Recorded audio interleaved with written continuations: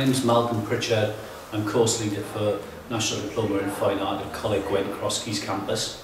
I've been interested in wildlife issues for quite a number of years, particularly things like League Against Cruel Sports.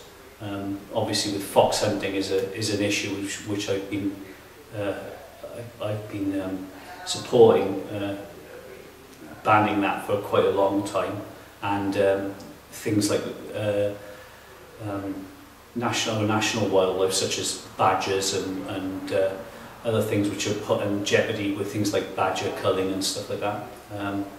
So they would be the sort of main issues in terms of the local environment and wildlife that I'd be concerned about, and I'd like to know what's happening about things like that, particularly fox hunting and the fox hunting debate, and whether that's going to come into